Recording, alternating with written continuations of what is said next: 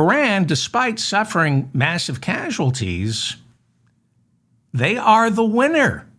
They are the winner in all of this. And the American people once again are waking up to the same realization they woke up to after Vietnam, after Iraq, and after Afghanistan. Foreign wars of choice always end in defeat for the United States. Say it with me. We lost Vietnam.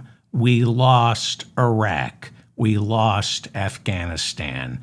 There will always be the hawks in the service of our military-industrial complex who will claim we could have won Iran, but we were stabbed in the back. They will refuse to say America was defeated. It dishonors our troops, they'll say.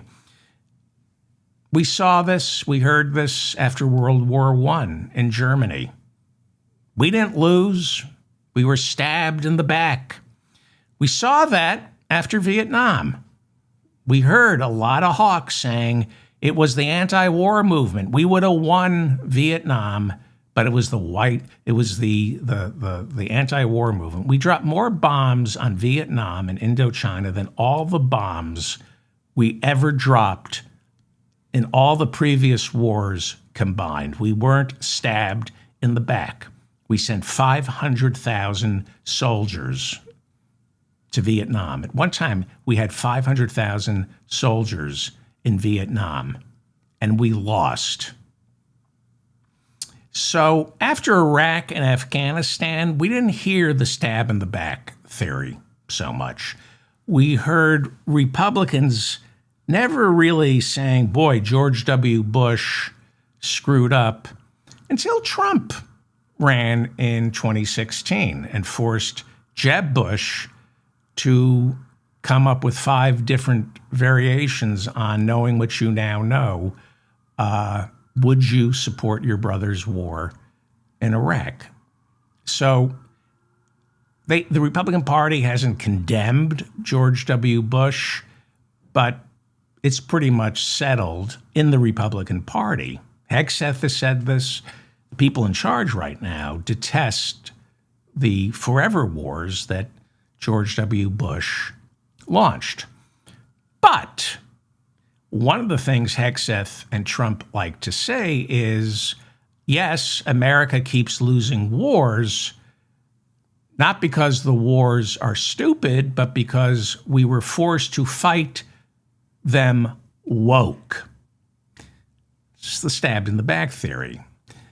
The woke made us fight these wars with one arm tied behind our backs.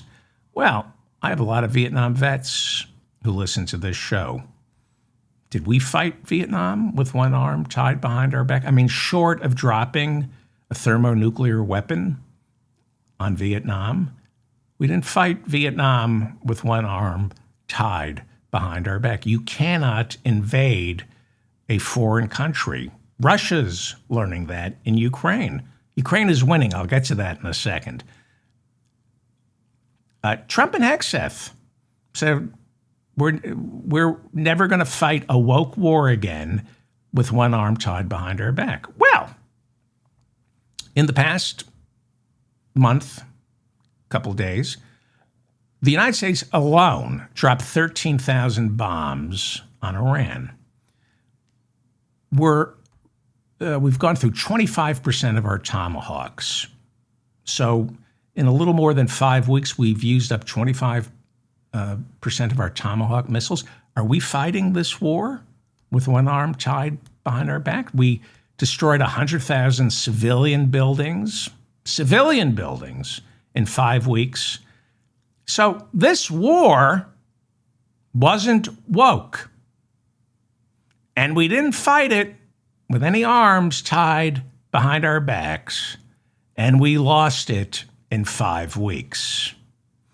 And the reason we're not committing ground troops is because Americans have seemed to wised up.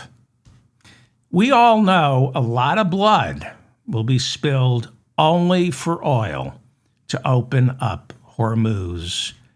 And we all know, having lived through Afghanistan and Iraq, some of us through Vietnam, that Hormuz cannot be opened using military force.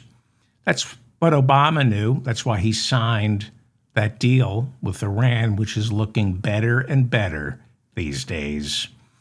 You want to take Hormuz, you have to flood the zone with at least 100,000 American soldiers, and it is D-Day.